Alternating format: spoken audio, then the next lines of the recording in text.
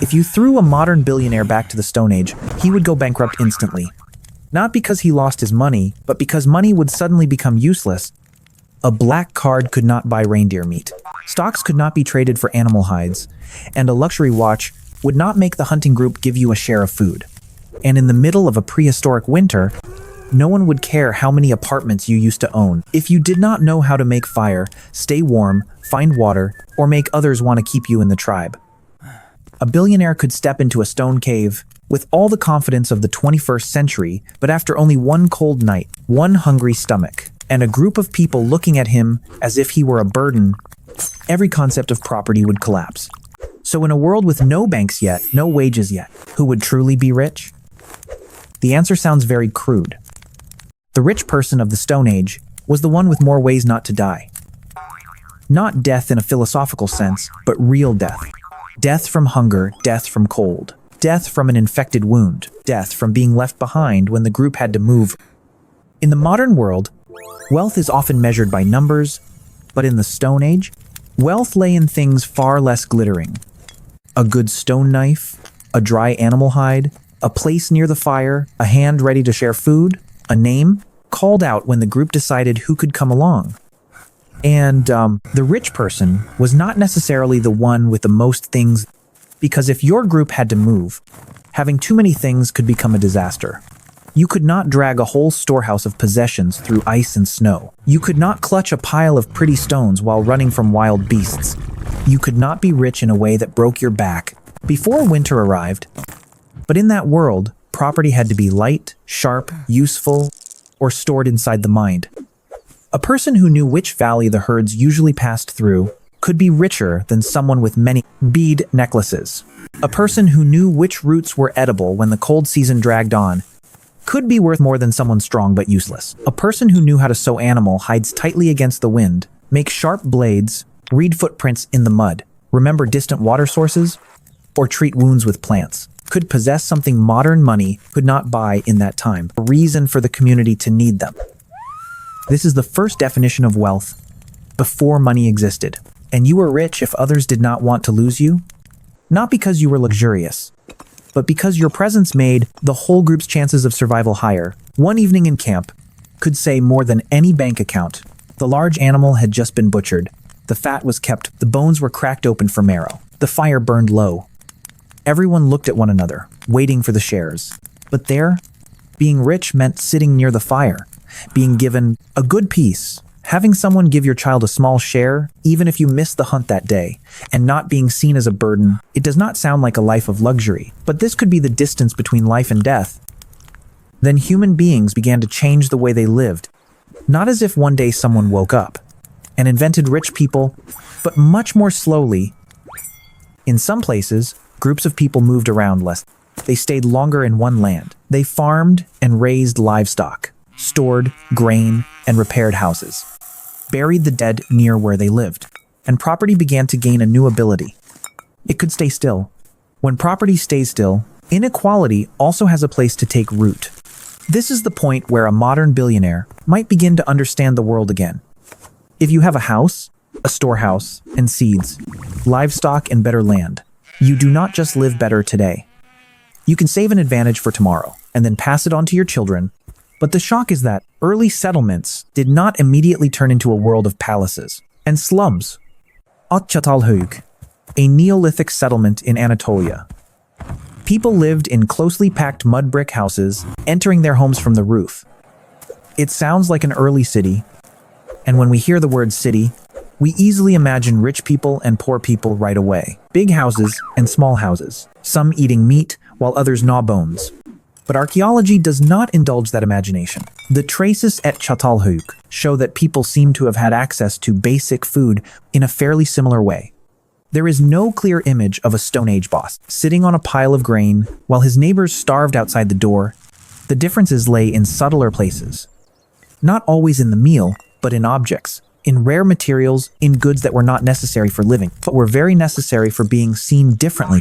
That is the gentle slap to modern thinking.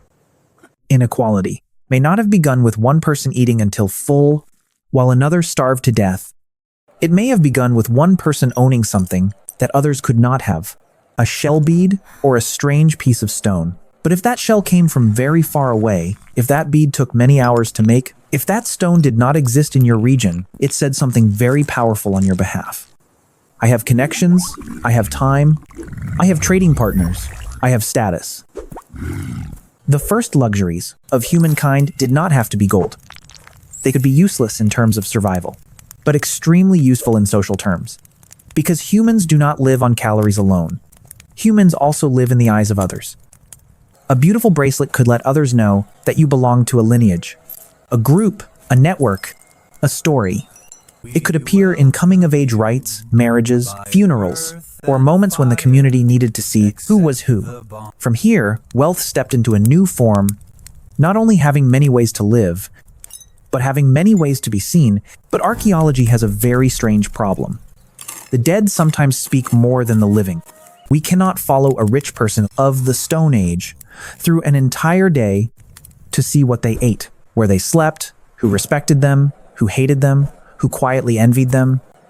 But we can look into graves who was buried more carefully, who had ornaments, who was covered with colored earth, who was placed beside tools, shells, ivory, beads, who made the community spend a great deal of time just to prepare a body that could no longer work, could no longer hunt, could no longer give anything back to the group. Sunghir, a famous Paleolithic site in Russia, is the kind of evidence that makes viewers pause. There, elaborate graves with jewelry and different treatment of the dead have made archaeologists debate for many years. The shocking thing is not just that the dead were buried with beautiful objects, but the amount of effort the living may have poured into those objects. And think about a small bead, ground, drilled, threaded, and repeated. Not just a few times, not to sell online or to decorate a party, but to place on the body of someone who had died in a world where every hour of labor could be used to find food, keep the fire, repair tools, prepare animal hides. Spending an enormous amount of time on a funeral could not have been random. If a community was willing to spend effort on you after you had died, then while you were alive, you could not have been completely a nobody. This is what makes the rich of the Stone Age a little more unsettling. They did not need to leave behind ownership contracts, no accounts, no signatures. Their bodies, their graves, and the objects others placed beside them became the final bank statement of their wealth. But we have to be careful. A rich grave does not always mean that person, while alive, was a billionaire of the Stone Age. Grave goods can speak of status.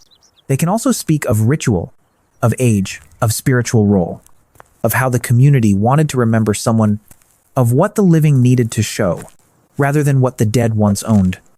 Prehistory does not hand us shopping receipts. It gives us bones, stone, soil, beads, and then makes us listen closely.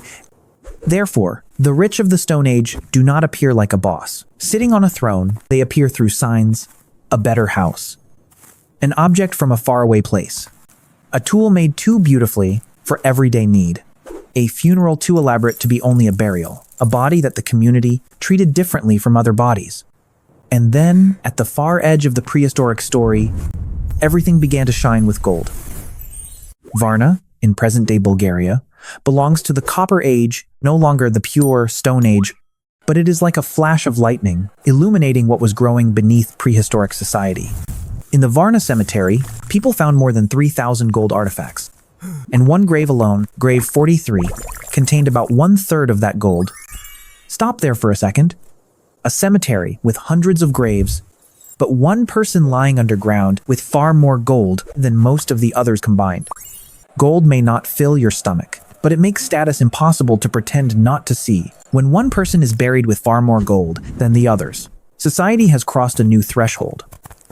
Difference no longer lies only in relationships, skills, memory, or ritual. It lies right before the eyes, shining in the soil. That is when wealth began to look more like what we recognize today. But do not be mistaken, even the rich of prehistory did not live like the rich of the modern world. They had no antibiotics, dentists, refrigerators, hospitals, or midnight food delivery. A small cut could become a disaster. A bad season could empty the storehouse. An infected tooth could drive the most powerful person in the group mad with pain. A child born into a family of status could still die from fever. cold, hunger, or diseases that today can be cured in a few days. Wealth in the Stone Age was not an absolute victory over suffering. It was only having a few extra layers of padding between you and death. One layer was food, one layer was animal hides. One layer was tools. One layer was objects that let others know you were not an ordinary person. The poor could fall straight into danger. The rich could hit a few layers of padding before reaching the bottom. And sometimes just those few layers were enough for a child to survive the winter, for a sick person to be cared for longer, for a family to keep a better place to live, for a name to be passed on in the memory of the community. So what was the life of a rich person in the Stone Age like? Not a palace, not a table full of gold, not slaves lined up in rows, not power in the style of an emperor. Perhaps only a better house in a cluster of mud homes, a drier animal hide, a sharper knife, a place closer to the fire, a more certain portion of meat, a relative ready to share food, an object from far away that made others look a little longer. For a moment, a funeral that made the whole community stop to prepare. The rich person of the Stone Age did not necessarily have the most things. They had more reasons to be protected, more relationships through which they would be remembered, more signals for others to recognize their position, more chances to survive a bad season. And perhaps that is what makes this story feel closer to us. We think modern money makes wealth look clean, abstract, and countable. But beneath those numbers, the ancient meaning is still there. Wealth is having cushions against risk. When illness comes, you have someone to treat you. When a bad season comes, you have reserves. When danger comes, you have someone standing with you. When you die, someone cares enough to remember you through material things, ritual, or a story. If a modern billionaire were thrown back to the Stone Age, his account balance would vanish like smoke. But if he knew how to make fire, read tracts, share meat at the right time, keep promises, treat wounds, make tools, and make the tribe believe that his presence helped the whole group live longer, then perhaps he could become rich again. Not with money, but with the thing money has long tried to replace: other people's trust.